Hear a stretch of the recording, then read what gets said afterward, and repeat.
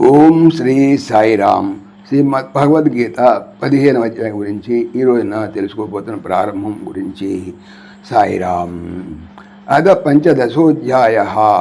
15వ అధ్యాయము పురుషోత్తమ ప్రాప్తి యోగ. పురుషోత్తమ ప్రాప్తి యోగము. ఈ అధ్యాయం యొక్క పేరు ఎలా వచ్చిందో చదువుకుందాం. పురుషోత్తమ ప్రాప్తి యోగము.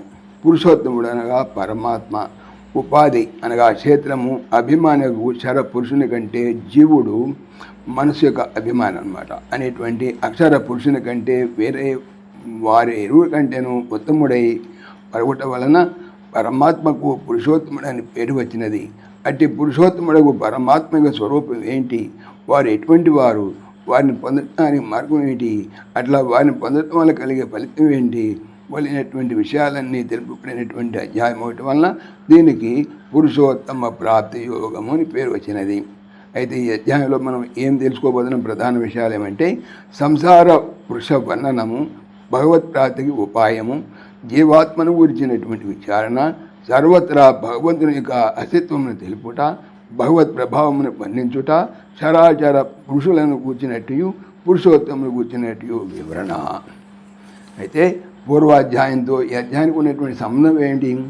క్రిందటి అధ్యాయంలో త్రిగుణాల గురించి వివరంగా తెలిపి చివరకు వారిని దాటడానికి ఉపాయమని తెలియజేస్తూ అచంచలమగు భక్తి అకార్యముగా లెస్సగా సాధించగలదనియు, అట్టి భక్తి ద్వారా మనుషుడు 3 గుణములను దాటి బ్రహ్మ సాక్షాత్కారము పొందగలడనియు భగవానుడు 26 శ్లోకములు వెల్లడించారు. అటువంటి అనన్య అవ్యభిచార భక్తిని ప్రోత్సహించే నిమిత్తం అటువంటి భక్తి జీవుల యందు ఉద్భవించుటకు సహాయభూతముగా ఉండగలందునకును పురుషోత్తమునకు పరమాత్మ యొక్క స్వరూపము, వారిని పొందుటకు మార్గము, పొందినందువలన కలిగే ప్రయోజనం తెలిపేటువంటి ఈ అధ్యాయము ఉపగ్రహించవలసి వచ్చింది.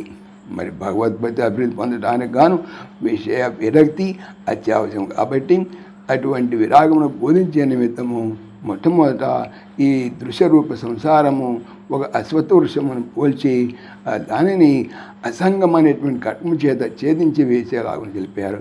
అటువంటి సంసార వర్ణ వృక్షంతో ఈ అధ్యాయాన్ని ప్రారంభింపబడుతున్నది. సాయిరామ్.